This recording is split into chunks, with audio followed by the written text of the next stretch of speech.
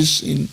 And we also did a lot of local language translations that were used on the media spaces. And in Ghana, people listen to the local language stations a lot. So we use these spaces to get citizens informed. Other tools we use were the social accountability tools, including social audits. So today, we have a lot of these social auditing clubs cutting across the country, made up of various community-based organizations and selected individuals who mobilize, who do the education around the RTI and get a lot of traction out of it. One of the trainings we did, and we are continuing to do, is to empower citizens to make information requests. So we, at a point, we empower them to engage their MPs, and we have them signing, getting signatures on why certain bills should be passed and why they need certain information.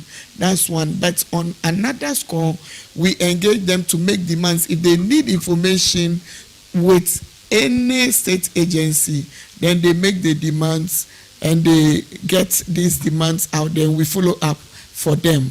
There is currently a project that is doing similarly. You build the capacity of the citizen, you help them to be able to document, because it's also technical, like you said. So we help them to put their requests in there and they submit and they carry on. So next time you are not there to help them again. After you have helped them the first time, they are able to then pick these issues up and go with them. How did we succeed? We used a lot of different strategies. We went from naming and shaming on anybody who said anything negative about the RTI. And we didn't stop at the naming and shaming. We also then decided to engage those who were saying the negative things about the RTI.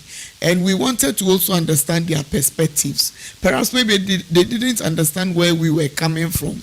And through that, we made a lot of friends, particularly in Parliament.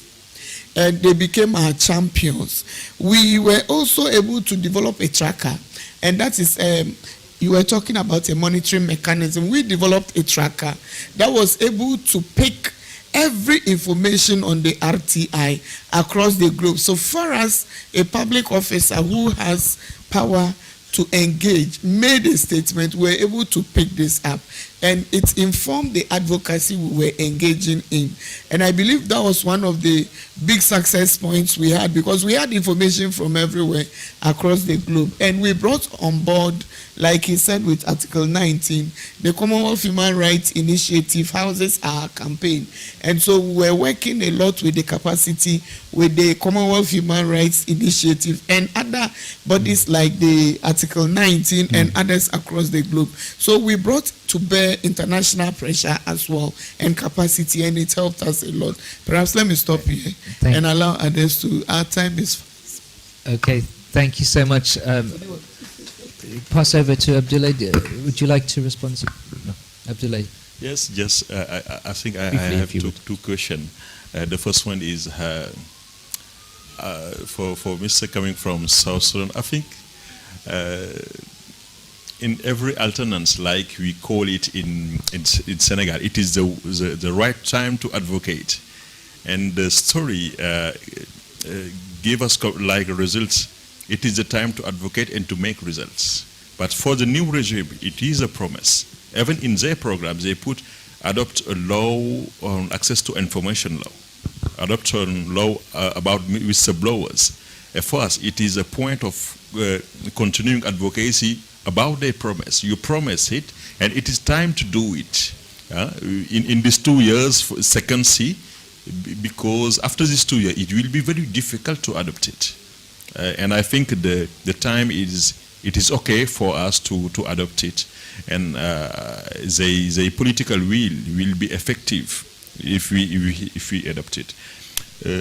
And the question of Sarah, yes, I think advocate network is very important, and from OGP is not new. If I take experience from our historical manner to discuss with people, we have in our story second up something like we call democracy, the ladder upper a democracy which give opportunity to people to tell what they want and to authorities what they want. And I think it is a modern way like OGP give us opportunity. And when we are preparing our national action plan, we are going in all area or region and listening them from civil society. We have put in place one platform, not only from civil societies but from citizens to say what they want to do. And we are going to make and to produce a numeric platform to catch up their ideas to be the basis of one of we are going to make our advocacy and make the OGP process and our objective going on like in transparency and access to information. Thank you. Thank you so much. So, look, it's always dangerous to be the person in between an audience and the drinks reception, so I think we do need to leave it here. I want to thank all of our panelists for sharing their insights with us this afternoon. I hope it's given you more to consider as we leave this room.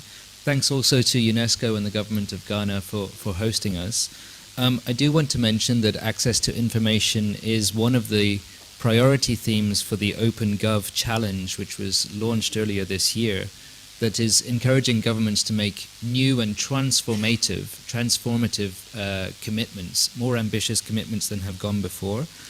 Access to information is one of the priority themes. So if you are thinking about where to take your access to information work, your new commitments, and are an OGP member, do have a look at that information on the OGP website. There is a submission process for new and ambitious commitments on access to information, and we would love to see it as a specific challenge commitment that we can highlight to others in the partnership to adopt.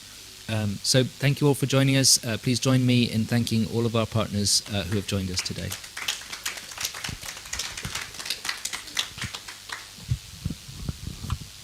So thanks everyone for the insightful discussion. Just before everyone leaves, so we would like to take 5 minutes to do a group picture.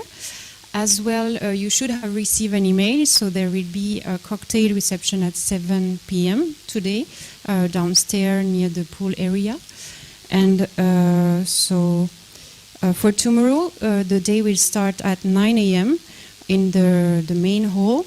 As well, there is a cultural event, so a cultural tour, starting at 3 p.m. If you're interested, there will be buses leaving directly from Alisa Hotel.